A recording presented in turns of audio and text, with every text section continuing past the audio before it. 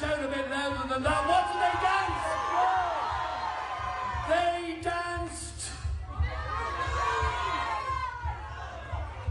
the tune!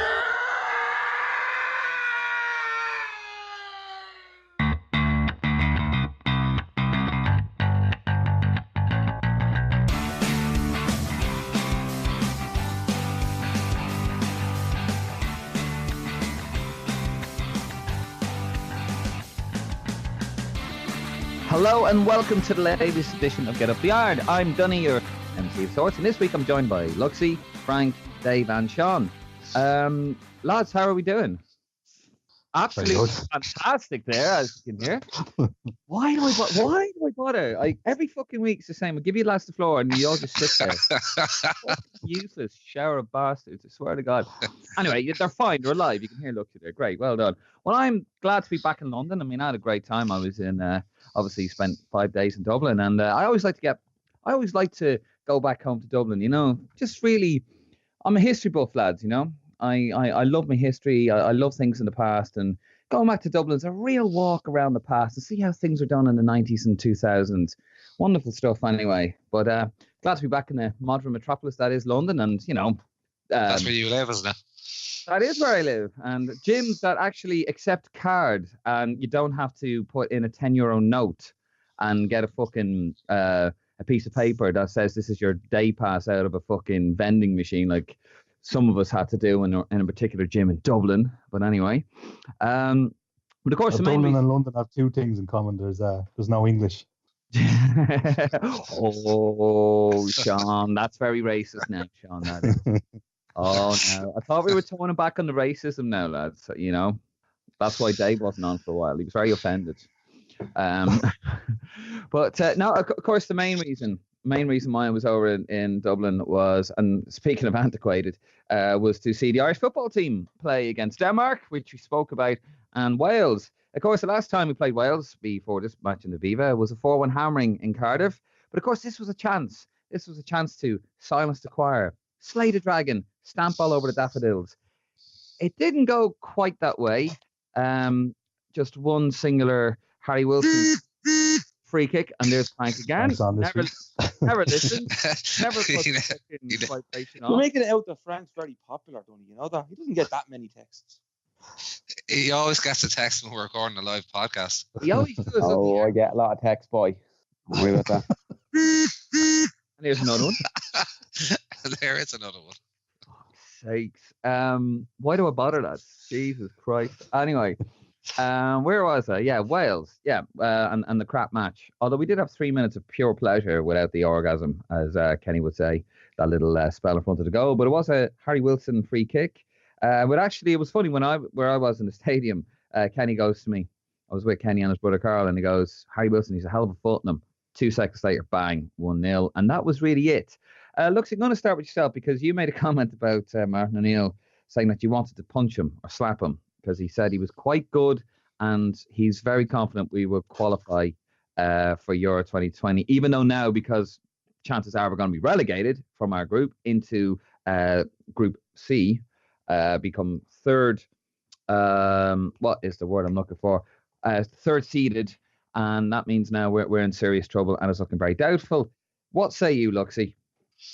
Well, yeah, no, my comment derives from the fact that there's so much bullshit and lies and misinformation that are being put forward by Martin O'Neill that completely contradict what he says about his ability as a manager.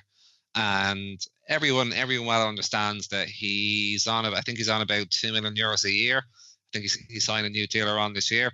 Yeah. The FAI don't exactly have the funds to sack him on the spot. You'd only imagine that under any other federation that has the funds and isn't worried about finances, which they shouldn't be, because there is a reasonable amount of money, as far as I'm aware, that is pumped into the Irish football game. But the only reason why he hasn't been sacked, in my opinion, is because the FAI can't afford to.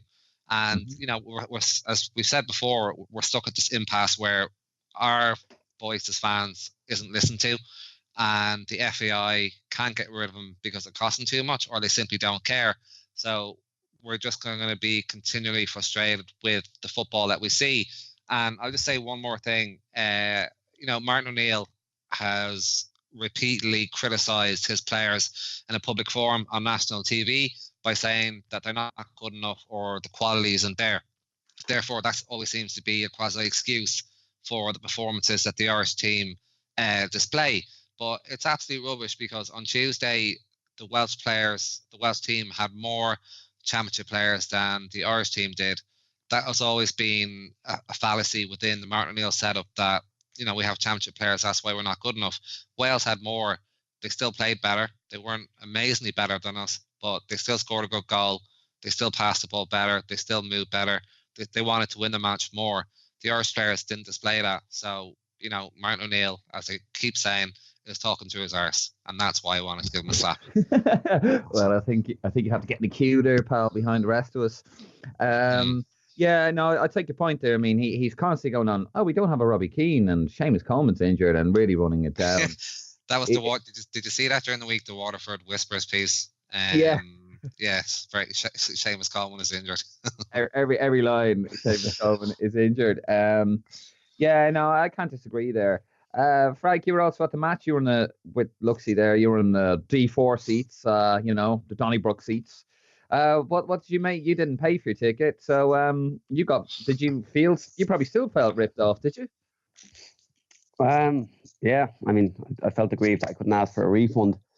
Yeah, you know, I think I think half the attendants, you know, probably didn't pay for their tickets. You know, that's how bad things have got. That should be the most damning indictment of what has become of Irish football. You know, the economy is in, you know, I suppose getting back towards a bit of a boom, and still we can't sell tickets for one of the biggest sporting events, you know, of that week. You know, we have to give away more tickets probably than we sold. It was dire. It was dour.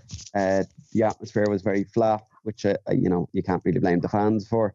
Nope. It was a really bad match. You know, Wales were very poor as well, I thought, but they looked somewhat well coached. Whereas with the Irish team, you know, I was privileged to have a great view of the game, and it's sticking out a mile that very little coaching goes on. Even little things like throw-ins, the players don't know who's meant to be taking throw-ins. You know, James McLean was continually taking throw-ins, and when really it should have been the guy Long taking them, just to create another person a little bit further forward to occupy them. It's just an absolute mess. You know, looking at it's the first Ireland match I've been to in a while. It'll probably be the last one I'll go to, because there's literally no joy in it. Most of the people where I was sitting weren't even bothered to take their seats. They were in the bar watching the game from behind the glass. It's a really bad time for Irish football. You know, there's nothing. If we were playing bad and getting results, you could probably put up with it. And in fact, you could put up with it, because we have done before. Mm-hmm. But the fact that we're now playing really poor football, as we have been pretty much throughout O'Neill's tenure, and also getting beat quite regularly, that's as bad as it can be. Yeah. You know, just there's as an event, you know, it's a good thing to go to. You meet up with your mates and things like that. But in terms of a sporting event, it was very, very poor game of football, and Wales were slightly better.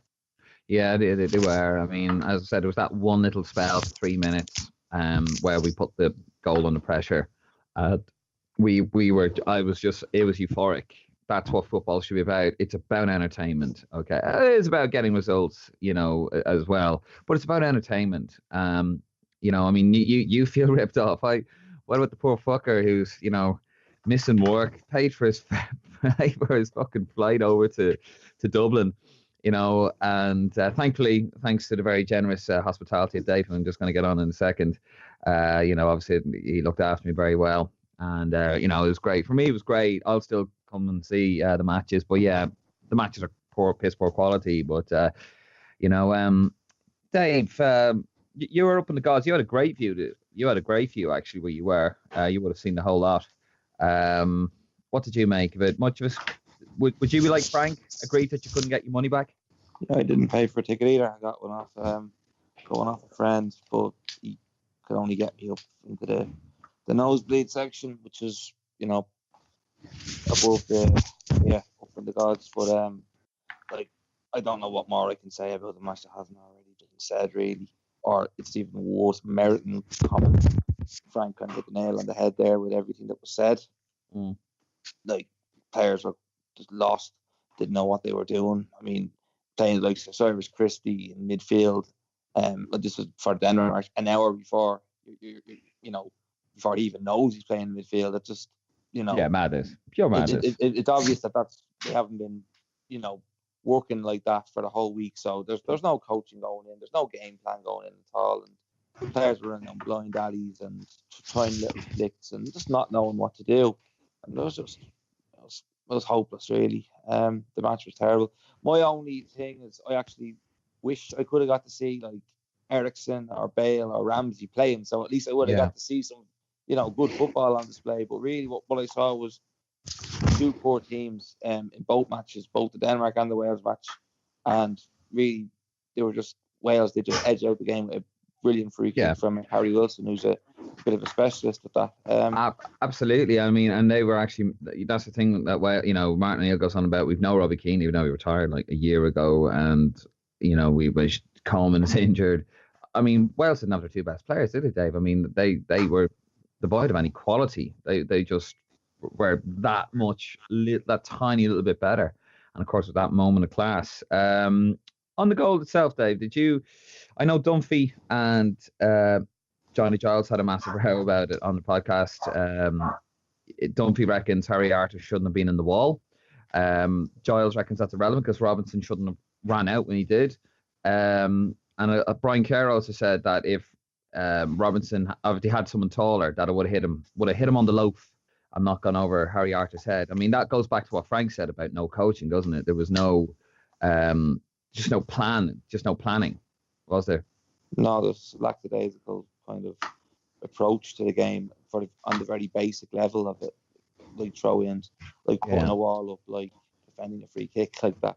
The free kick itself was technically good. It was one of those, it was like a Ronaldo technique, one of those floaters in the air. But I mean, it wasn't. It didn't get that high until it was going high towards before it reached the goal. Now I thought it went to the top corner. I thought unstoppable. Yeah, Chris Sutton.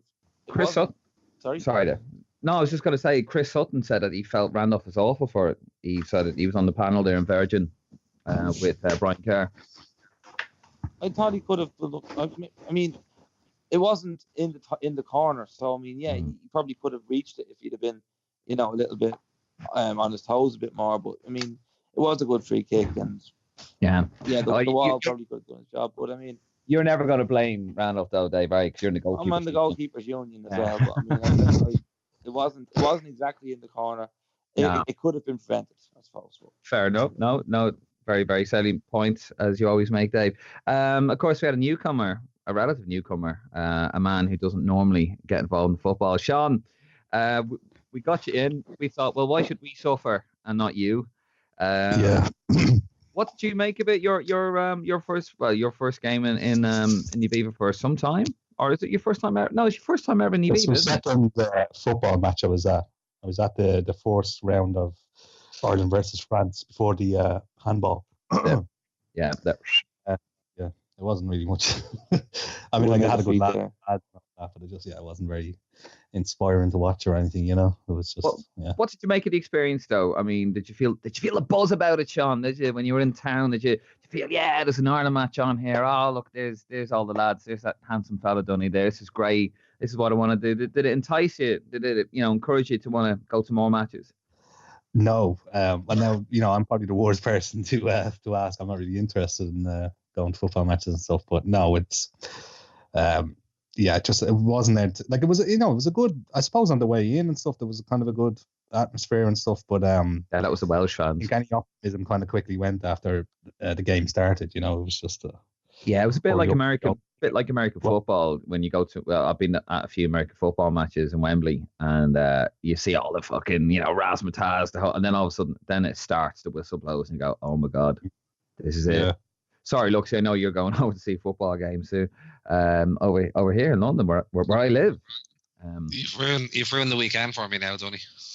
Oh please, you've seen. knows what he's Destroyed you know what it. I'm talking about. You just got to get there, get smashed in your seat, Jay, and you'll be fucking. No, I've been telling everyone I was going over, telling them how much I can't wait to go watch my first American football match, and you destroyed it in a couple of words. Good, because you fucking always destroy it for me, you fucker. So I'm good, and it's shit, Yeah, there you are. And it takes an hour to get out of the stadium as well. Yeah. Yeah, I'm literally I'm like Sean when it comes to American football, like he is with football. I have no interest in it. I know none of the players. I barely understand the rules. As long as they're serving a couple of beers, I'm sure I'll have a great time either way. That's it, man. That's the beer flow, man. Yeah, the beer flow. Speaking of experience, how did you guys? I mean, I have a season ticket. I'm in the the so-called singing section, the direct enemy to John Delaney in the South Stand. I am in the South Stand, and I know a few things I noticed from my experience.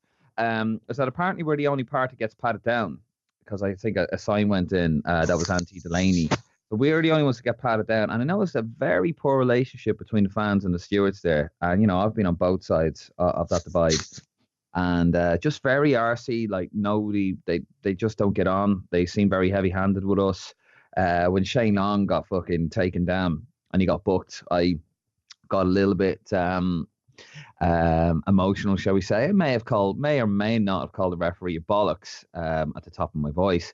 And the guy put a security guy in front of me, and it was just very heavy-handed, and there's a bad relationship there. Well, I'll tell you what, lads. I mean, David Davis may have been incorrect saying that you could buy pints in Dublin with your sterling, but one thing you can buy with sterling in Dublin is a match program. When I was outside the stadium and I was struggling to get my €20 out to buy my programs, you know me, I love my match programs, and I couldn't find my €20 note, so I took out my card holder with it has everything, the Leave card, the Oyster card, and I have an emergency fiver just underneath it. It's that is a thing, you need that. And she's like, "Oh no, that's all right. We'll take your sterling off," and fucking almost took the sterling out.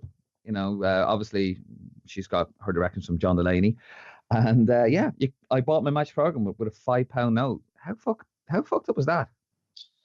Well, maybe it's because we're playing against a team that uses sterling, so there was probably an anticipation that there would be people paying by that, and that it would be, make sense to accept euro and sterling around the stadium. I don't know. Fuck you and your fucking sensible answers.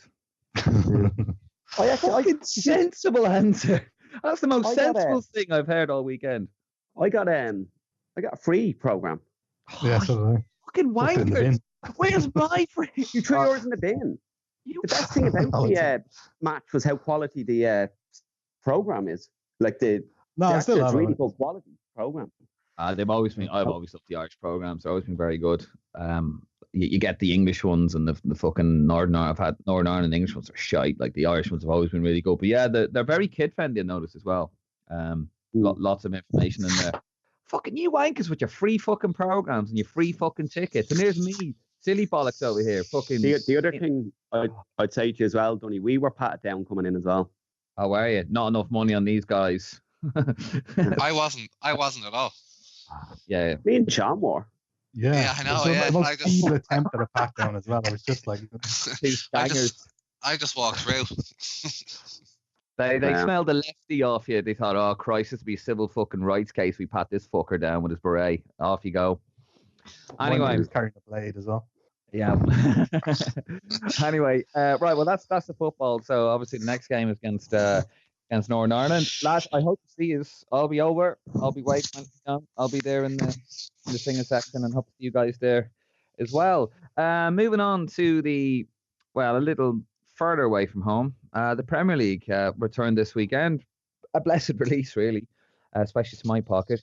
Man City, of course. Frank gave Burnley an absolute thumping, 5-0 at home. very lucky. They should have been down to 10 men. Vincent Kompany should have been sent off. What say you? Yeah, certainly. That's a fair thing to say.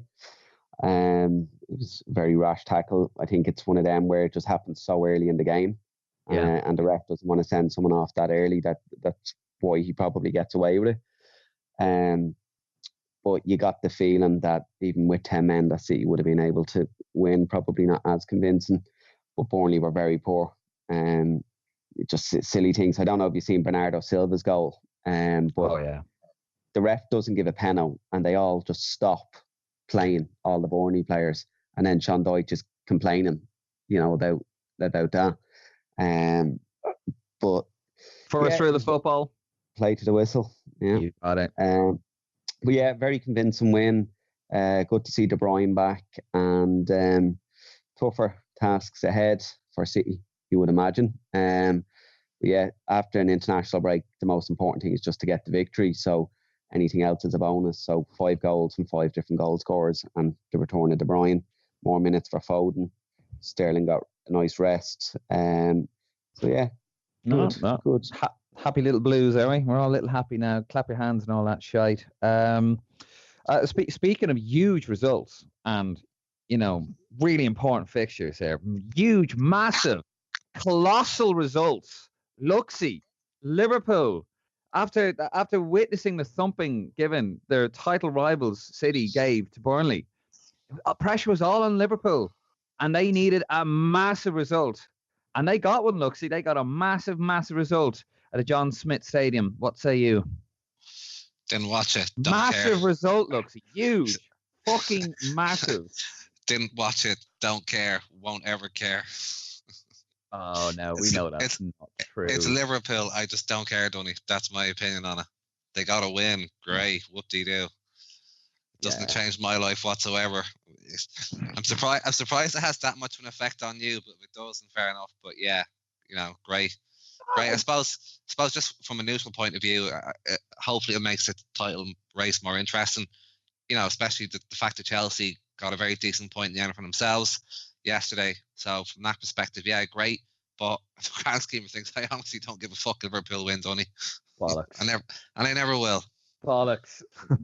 How can you fucking lie to me? Look at me in my virtual eye and lie to me, Luxy. I fucking know you. That is killing you inside. That is. If Liverpool won the Premier League, what would you do? Don't tell me you wouldn't do anything. Bollocks. You'd be probably up there to Liverpool with a shotgun, wouldn't you? No, I'd probably get a good night's sleep, wake up and have a good shit, and then carry on with my day, Donny. You wouldn't be sleeping. You wouldn't be sleeping for a few weeks. Screaming. I'd be fine, Donny. Trust me, I'd be all right. I did. Well, I didn't see the game live. I was in work, but I did see it on Match of the Day. From what I saw of it, we were very lucky. Actually, they hit the post, a screamer of a shot. Lovren again, lucky. We looked like we gave away a penalty, or it was a very rash challenge, very silly.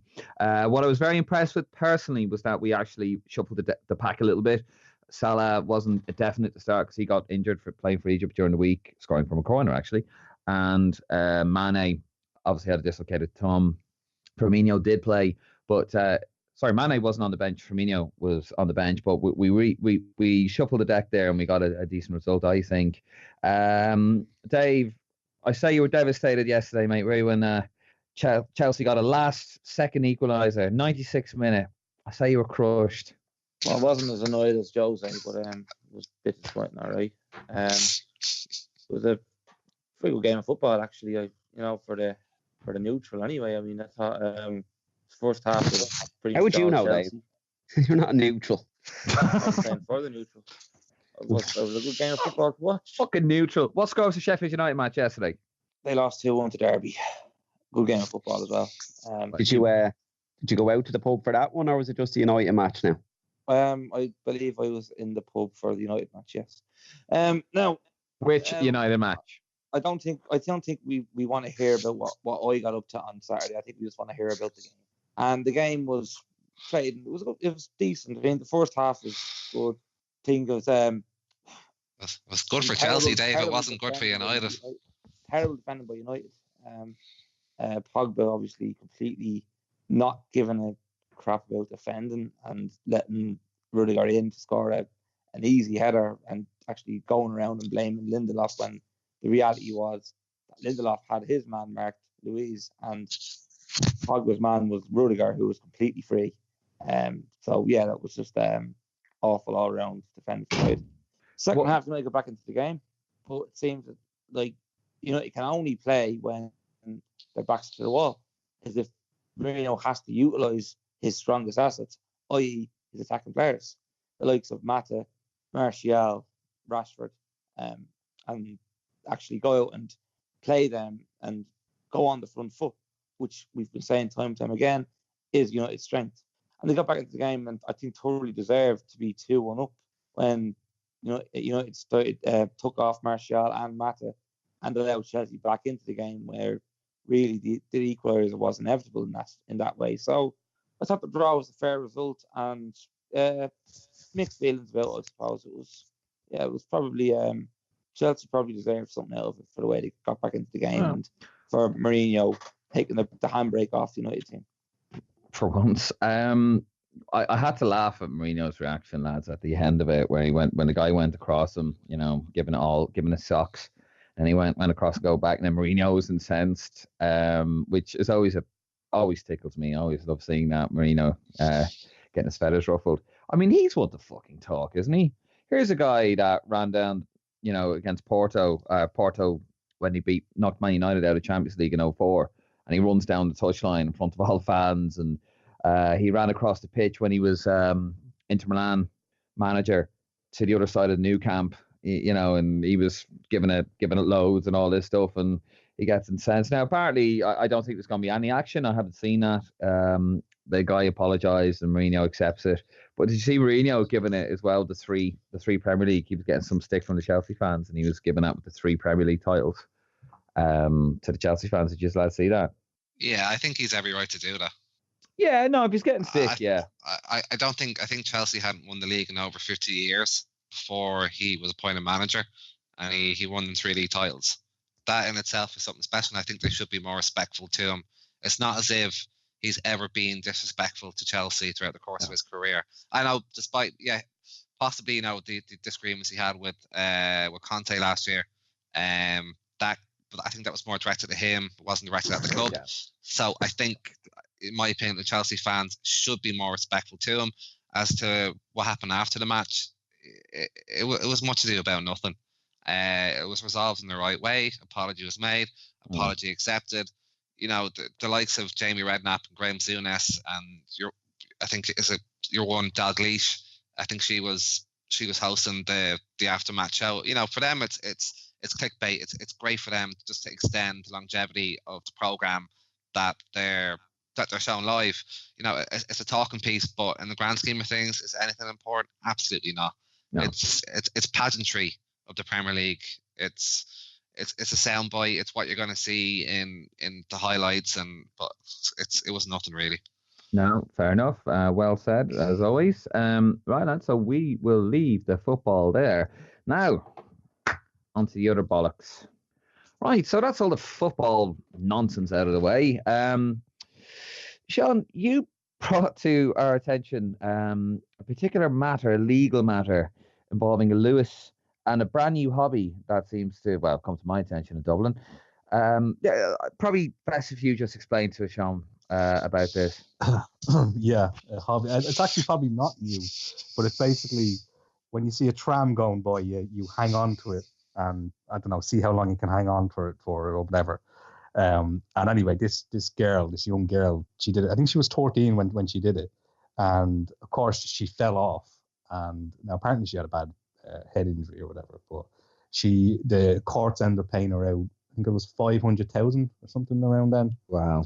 And, I think most people were shocked that she was rewarded for basically doing something that's putting her life in danger.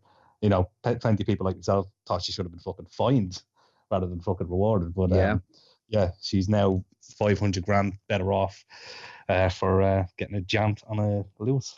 That's ridiculous. I mean, I'm looking here. It says she alleged failure to have any adequate visual systems employed and activated on the tram. Yeah, what they got her on was, or got Lewis on, was that the driver was looking on the side that passengers are getting out on, and she was on the other side, and he wasn't watching. Which why would he? He's looking in front of him and with passengers. So it's just ridiculous that she got to pay out for this. See, this is why, lads, in London, where I live, you have please mind the gap. You have these signs because of fucking people like this who, you know, when you try to use the honor system with them and say, look, here is a tram, this will go through. It's not barricaded off. It's going to flow through the city. It's going to flow amongst traffic. We're going to have to use the honor system here and trust you not to be a fucking idiot and be an adult. And then you have people that do this and they get fucking money for it. And it's just going to encourage others to do it, you know? Yeah. But now they'll have to spend a fortune on putting these things in and having signs and everything. Sorry, Lux, I didn't mean to cut you off there. Yes, I did. Well, no, they on the dart lines and the train lines, they definitely have please mind the gap, and they have it on an audio speaker as well. But yeah, you know. No, I know that, but I'm just saying this is where it comes from because it's, you know, you don't.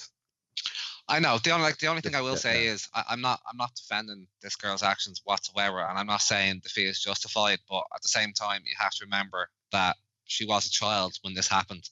Therefore, common sense, as we know it as adults, I don't think we can necessarily apply that to the child in this instance. When I was 13, you know, I knew not to play. You know? I know, but I think the way the courts saw is that Veolia, or I'm not sure if I'm allowed to say their name. Veolia, that's their name. They could have been argued to be negligent in the sense that they didn't put up enough safety measures to prevent this from happening. And it wasn't as if this is the first time it happened and this person got injured and they sued. As far as I'm aware, they were advised on numerous occasions to apply measures to prevent this from happening, and they didn't. That's what really did them in. The fact that they were told this is happening, you're not spending money, or you're not putting in place infrastructure to prevent children or any adult or any person from doing this, and that's what got done. But for me, the stickener is that both parties agreed that she contributed to her own negligence, in the sense that if she wasn't guilty of that, she would have been paid a much higher fee. So imagine she's getting paid £550,000 or euros, because we're in Ireland and not London, to skim on the back of a Lewis, bang your head, have serious brain injury, and get paid that amount of money. To me personally, yeah, and any right-minded person, it is a stigma. Of course she's delighted, of course her family's delighted, but it doesn't make sense whatsoever. It does. It just encourages fucktards, really, doesn't it? I mean, we live in, you know. I mean, look, I know when you were saying that about the courts, with her age being 13, and you're taking that into account, and that's what, you know, you're looking at that from the court side. But obviously, we all knew at the age of 13, you know, you don't hop on the side of a fucking tram. I mean, there was a game when I was a kid called Scutting. It was an EA sports game, or Electronic Arts. And it was like Road Rash. Remember Road Rash? But with these lads used to do rollerblading. Yeah, that was a great game. It was a great game. But with Skitchin, they used to go on the back of the car, done the exact same way as Road Rash. They go on the back of the car, and then you had to try and go on the rollerblades and race people. And on the back of the cars, I mean, yeah, I played it as a kid, but you know, on the computer. But I knew not to go out and do that. I knew not to go out and play in railway tracks, or you know, or bus surf and stuff like that. I mean, yeah, they do that. I've seen that. I was walking up O'Connell Street. I was going towards my jiu-jitsu class, and I saw a young fella surfing on the back of a Dublin bus on his rollerblades, and you're looking at him going, "What the fuck are you doing?" Yeah, and driver can't see. Apparent though, no, the driver can see absolutely nothing, and all it takes is for that young person, you know, because like the Lewis tracks actually cross dissect O'Connell Street. And if that fella gets caught on those Lewis tracks, he's going over and he's going to get fucked. But kids do it all the time. It's, you know, it's the Snapchat, it's the Instagram video of them doing it. So for them, their inhibitions are, you know, they're encouraged to do it because it gets them social likes on social media. So it's what the world has come down to. Ah, man, I don't know. Frank, you're very quiet on this. What do you make of this? Tram surfing. Well, obviously, tram surfing as a as a thing is extremely dangerous, as you can imagine. I mean, it's something I used to do years ago. We used to call it scutting, and what is scutting? Scutting is where you would, jump on the back of a truck and try and stay on it as long as possible. And there was many times where when you're trying to jump off it, I don't remember. This was your other friends, was it? Over the bridge. Well, yeah. Well, I don't think you guys would have ever done it. But I used to do it a lot. Like we even used to try and do it all the time off the back of the ice cream man, with our rollerblades and things like that. It's just kind of, it was just one of them things. You knew there was an element of danger, but if you fell off, you just got up, and you certainly didn't cross your mind then to take an action against that person for injuring yourself. In fact, you were just trying to make sure that your mother or father didn't know you'd been doing it. But what I would say is that there's been a culture created in Ireland, and maybe it's in the UK as well. And you'd know better than us, Donny, but certainly in Ireland, where there's a compensation culture, like we've seen it about, people getting stuck in lifts and getting awards and things like that. So Big time. You can't really blame anyone here. If what I would say I suppose the question I put to you guys is, if, I don't know, let's just say you had a few drinks on you and you were silly enough to do what this person had done, and you fell off the side of a Lewis, would you guys lodge a claim knowing that you could possibly get $500,000 out of it? Yeah, I would. I can honestly tell you, I would. If it happened to me, I thought I could, but yeah. Do you reckon that's what it was? I don't think this girl was. Well, this girl obviously suffered a severe injury, and there's probably costs associated with her care. And I know a lot of people think, oh well, she now has X amount of money, but a lot of that could be expenses to cover medical stuff that she had to go through. So a lot of this money could be already owed to hospitals for care that she received. So she mightn't be as wealthy as you might think. But at the same time, if people are falling and slipping, and it's I don't think stuff like this should be publicized in national newspapers. No. Because we've seen it. There's a cash for crash culture in Ireland where people are staging accidents with 4 or 5 people in the car, all of them getting whiplash claims. And just to give you some context, a whiplash claim in Ireland, so a soft tissue claim, you get €15,000. In the UK, you get 5. You get 15 grand for whiplash. Yeah. You can't prove whiplash either. Exactly. So everyone says it. In the UK, you get 5,000. In France, you get 1,500. So that's how out of sync Ireland is. In Eastern Europe, they pay for your physiotherapy. You don't actually get any money. So our kind of book of quantum on these things is so out of whack. The court awards are so big, and we really need to get a hold on it as a bigger picture, or else you're going to be reading more and more about this stuff. But I must say, I don't know the ins and outs of the story with this girl. There is an element of kind of liability. Of course, there's a common sense, you shouldn't do stupid things, but companies that do operate these things almost do so in a strict liability that no matter what happens, they're at fault, even if there's a contribution of negligence. So it's a big. I suppose it's a small piece of a bigger issue. Yeah, but you're actually right, Frank. Because what I've read on the back of that is local authorities. I think many local authorities have stopped building local playgrounds for children to play in because they are technically liable for whatever happens, for whatever harm is caused to any person on those premises. The local authority is culpable in law and possibly even criminally. Liability, which means no matter what happens, you're at fault. They just take the joy out of everything, don't they? They do, but kids, people always say, oh geez, kids aren't playing out as much nowadays, but they don't have the facilities to do anymore. They don't, no. So it definitely does have a kick-on effect when, from what we see on the face, ridiculous amounts of money are paid out for people who do really stupid things. It doesn't seem right. It doesn't seem fair. Yes, she obviously does have medical bills to incur as a result of her accident, but you know, I find it very hard, you know, as I like to believe I'm a very moral person, that I would go after someone and extract money out of them for a mistake that was all of my own making. Yeah, I mean, I haven't been in I've been in situations where I probably got out of claim, like the time I was in the local pub. I think you remember this, Sean.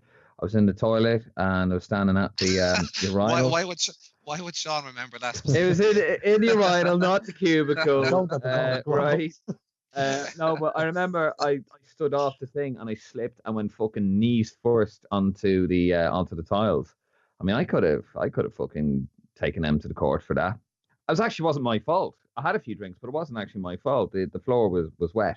Anyway, but I never thought about doing that. You know, I've had another incident where I was assaulted with a wrench.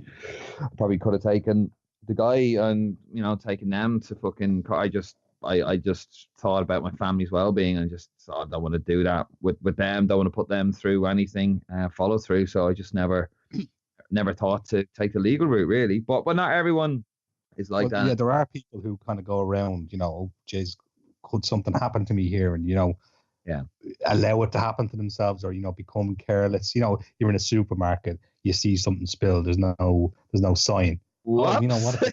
Here, you know, there is that attitude. There is, but I think those people are very, very few and far between. I think. You want to come over here? Look, see, you can see it over here. Well, you ever see the dash cams of people in Russia, you know, jumping out of cars? Yeah. Sure. I mean, there was that old trick, wasn't there, where people were cutting out their brake lights in the cars in Ireland. This is before they emigrated, and people would tell me about it, where they would actually be sitting there. And so you know, when you hit the brake, obviously the brake lights would come on, but they would cut that, and they wouldn't see a brake, and you go into the back of the car. And of course, what did he always say about an accident? Those in the back or going in the back are at fault. And I remember a guy got done for that because he found that his brake lights were cut, and he got done for it. And I don't remember it. But just dirty bastards, you know.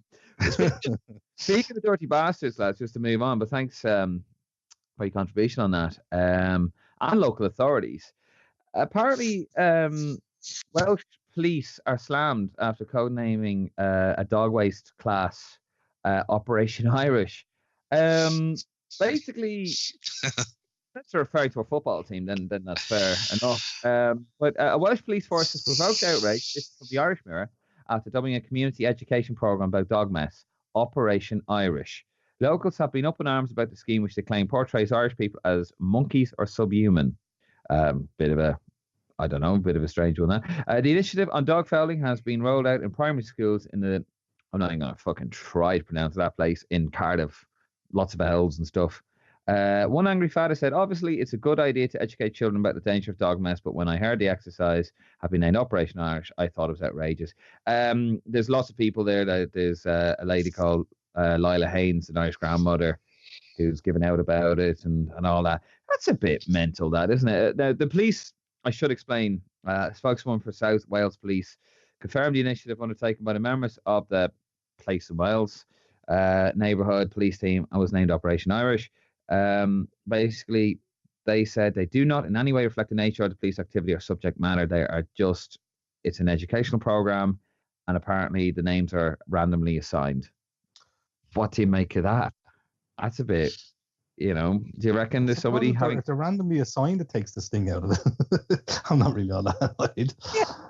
Yeah, no. What the fucking broad group, Sean?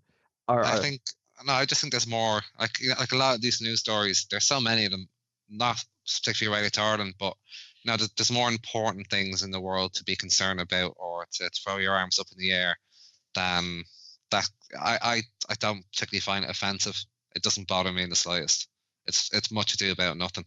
It's clickbait. That's all that is to me. That's what the internet is, there, look. That's what we are. We get you and you're hooked. No, I'm well, not. Hopefully, yeah, but no. Yeah, it could be one of those unfortunate coincidences that occurred. And like the Welsh, you know, they love the Irish apparently. They're not notoriously. Everyone loves us, Luxie. Yeah, so the old saying goes. But yeah, you know, if it was maybe the English police force, I might go, hang on a sec here. Is this just is this just a convenient coincidence for them? But the Welsh police, no, I'd give them the benefit of the doubt. I'd give them the benefit of the doubt and just say, yeah, it's a coincidence. You'll give the Welsh the benefit of the doubt. But that was the English. You'd be up in arms. That'd be the first conversation, the first topic on the hour. Yeah. Isn't Wales just a small town in England though? So maybe it is. I've heard that. Somebody mentioned it on Tuesday. Cover your ears, Tony. Yeah. I don't know. I'm not getting involved in that. Thought I'd seen you chanting that on Tuesday. Not at all. I'm respectful. I'm respectful. Although you call the ref a wanker though, didn't you? No, I call him a bollocks, Jay. Okay. Bollocks has honor to it. No, it's not. Bollocks is fun. Bollocks has panache to it, Sean. Wanker is, well, he was a wanker. I thought, although I didn't actually see the thing back. He probably was right to book him. I don't know. Well, that's a bit of a letdown with the whole fucking Welsh thing. I wanted to hear it. I should have actually said it was English police. Then we would have got a good 5 minutes out of it. Did you see that in India with just something completely random? That apparently some fellow was killed, stoned to death by monkeys. Shut up. Yeah, it's one of those stories that you have to believe at face value, isn't it? I shouldn't laugh. This is on Sky News, right? But anyway, I'll read it out. A man in India has died after a group of monkeys threw bricks at him from a tree. Amrapal Singh, 72, had been collecting pieces of dry wood before the incident in Tikiri, Uttar Pradesh on Thursday. Police said monkeys rained bricks on the man from a treetop after collecting them from a nearby dilapidated building, the Times of India reported. He later died, unfortunately, from his head and chest injuries. Villagers have repeatedly complained about aggressive monkeys in the area, but the animals are protected species. Mr. Singh's family are set to put in a formal complaint about the incident to police. The victim's brother has said monkeys threw more than 20 bricks at the man on Thursday, and he has said that these rogue monkeys are the real culprits and must pay for it. And the officer at the station in Dogat has said, "How can we register the case against monkeys? This will make us laughing stock." I know it's terrible. You have to do something against them. Oh, fucking hell. I'm sure there's an evidence like paw prints somewhere. No, it's deadly. Oh, but they have hands, don't they? Deadly monkey attacks have been on the rise in India, with wildlife experts saying that the rhesus, I'm butchering that, but there's a particular monkey. My pronunciation is shite tonight, lads. Are usually to blame. They don't know which breed attacked Mr. Singh. I'm sure that's a great, thing to his family. But apparently in 2007, a deputy mayor of India's capital of Delhi, S.S. Baji, died after being attacked by a horde of wild monkeys and falling from a first floor balcony. What fucking mad is but hang on. What killed him there? Was it the falling off the balcony or was it the monkeys? Little for column A, Jay, and a little for column B. Right, okay. Look, we have to do something about it, lads. This is how Planet of the Apes starts. You have to get them while they're throwing bricks. Yeah. Jesus Christ, man, that's mentalist. Now I've been by a monkey once, in Luton in Whipsnade Zoo, but I've never had bricks thrown at me. How did you get bitten by a monkey? Because I fed the fucker cucumber and stuff. He rubbed my hand and he went. I was like, "Oh, this is lovely." And his little cute little hands, and he picked it up and he was eating all the little vegetables and stuff like that. And then he saw my thumb, my thumb, and he started rubbing it together. And apparently that means that's when they're about to bite you. And that little motherfucker stuck his fucking teeth into my thumb, and I was like, "That's it." The lady said, by the way, in the zoo, "Oh, you're not to frighten him or startle him." And he's biting me like he's biting me. What do I do? Oh, don't startle him. Don't startle him. I wanted to pick him up and fuck him into the nearest pond. But did she not also say do not feed them? No, no. I was doing the Whipsnade Zoo zookeeper for a day. So actually, I was feeding. They gave me stuff to feed him. You were the Steve Irwin for the day, right? Bastards. I should have sued him, actually, shouldn't I? No. Yeah. Could have got 50 pence. Bankrupt the fuckers. But yeah, I just some of those stories, man, just around the world are fucking mental. Speaking of mental, Ever hear of Travis the monkey no. who attacked its owner? She was like, she had him on like antidepressants and stuff like that. Oh, And he went yes. Yeah. Shoot her face off. Yes. Oh, Jesus. Vicious. I remember that story, yeah. That was horrible. Oh, I saw Yeah. the lady as well. Jesus Christ. Yeah. She was on Oprah, I think. Yeah. She horribly disfigured after. just no I wouldn't face. trust. Yeah, she just that's what they go for. They go for your hands, your face, and your genitals. Oh, So, fucking hell. Stay away from them. In that order. Yeah. Sorry. I might be all right with that, to be honest. Yeah, Fair they enough. can. It's just even on each other. Like, you know, there's nature documentaries where they all turn on one of them, and they say like they're so violent to each other that it's like they're almost as bad as humans, like Jesus. chimpanzees Well, and stuff. it goes to show, don't trust a wild animal, especially not in your own home. Have you ever seen that movie, Grizzly Man? I have. I love it. Yeah.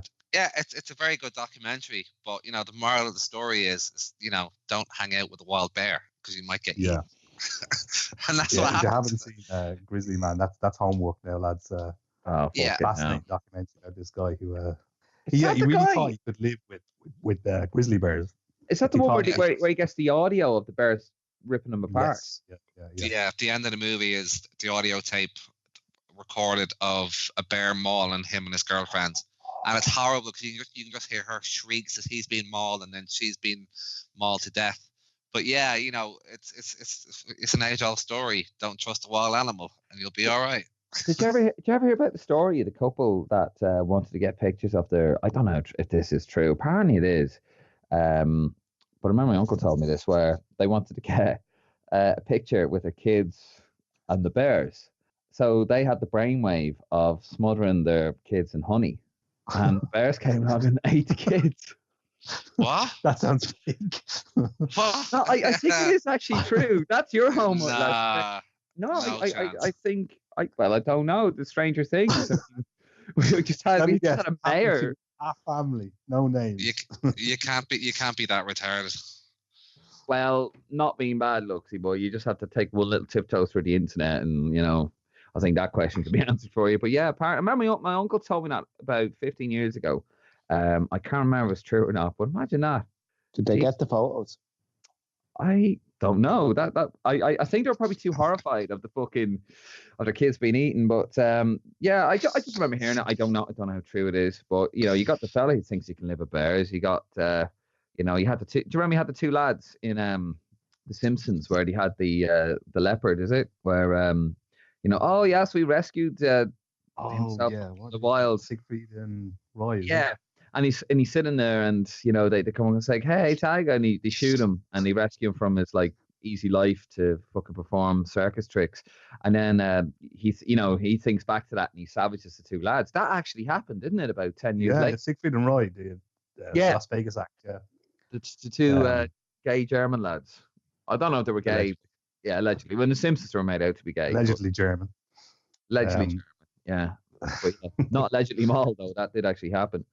But that's all mental. Well, speaking of mental, I read his book, Jermaine Pennant. Sean, what the fuck were you do? Which one of you lads put that into the group about him and Jeremy Kyle? I did. What were you doing watching Jeremy Kyle?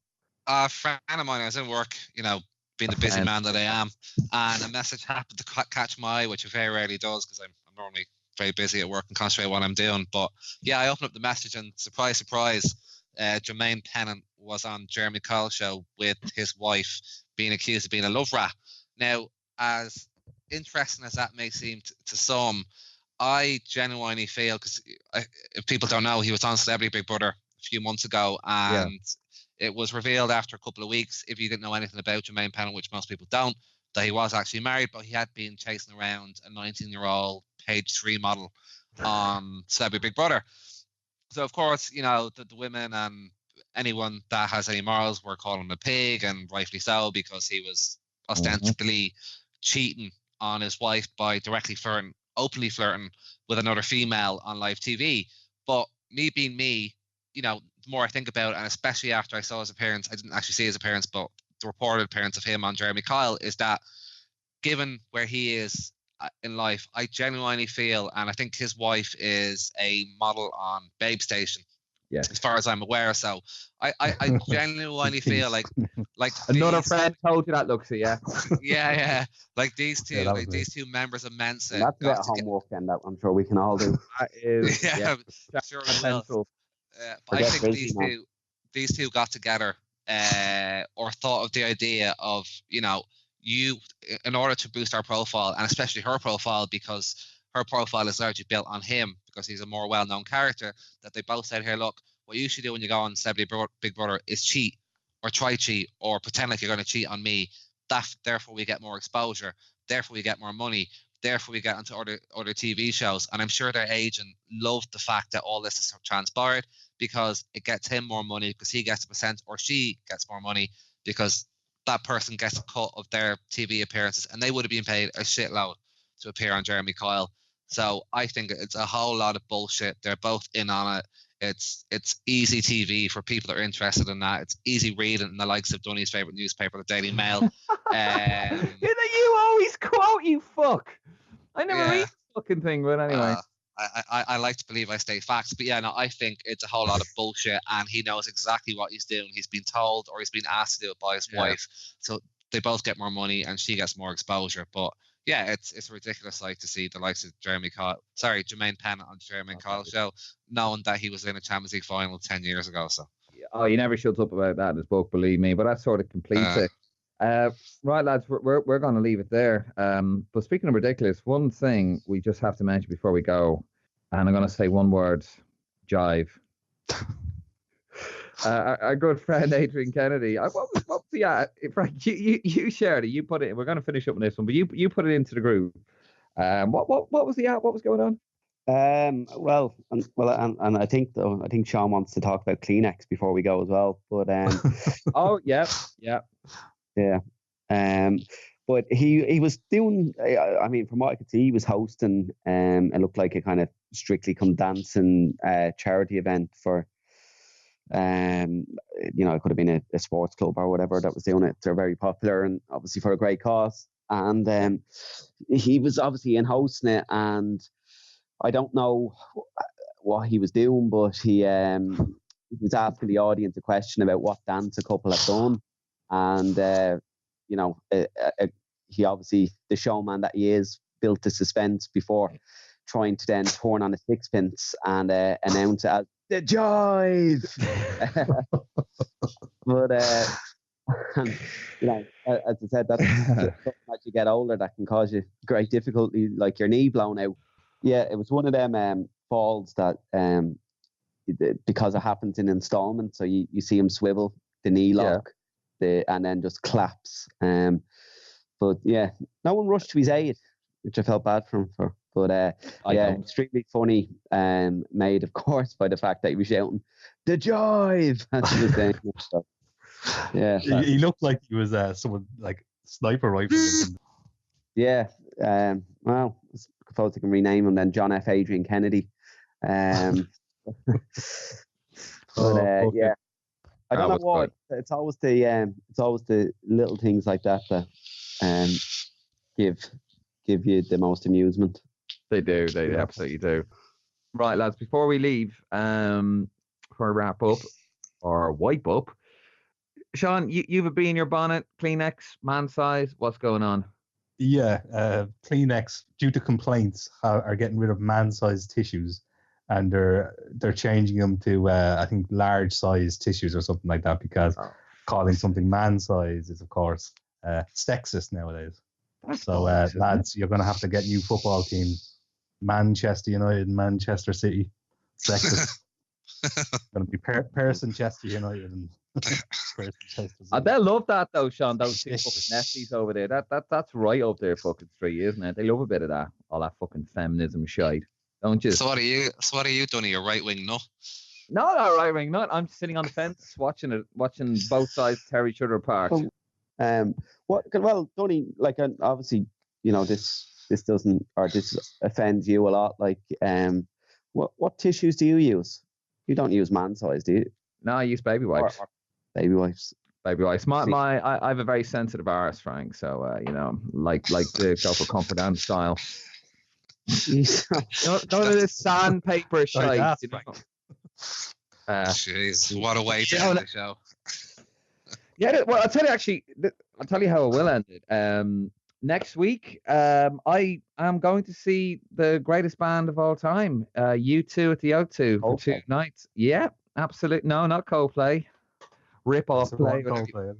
Fucking U2 light. But no, going to see U2 next week. Can't wait for it at the O2. And then going to see him in November. But yeah, can't bring it on. I want to hear Bono. I want to hear him on his soapbox. I want to be lectured. Lecture me, Bono, please. Tell me what I'm doing wrong from your ivory tower in France. Right. We'll leave it there, lads. Thank you very much. We'll talk again next week. It's great having you on. See you later.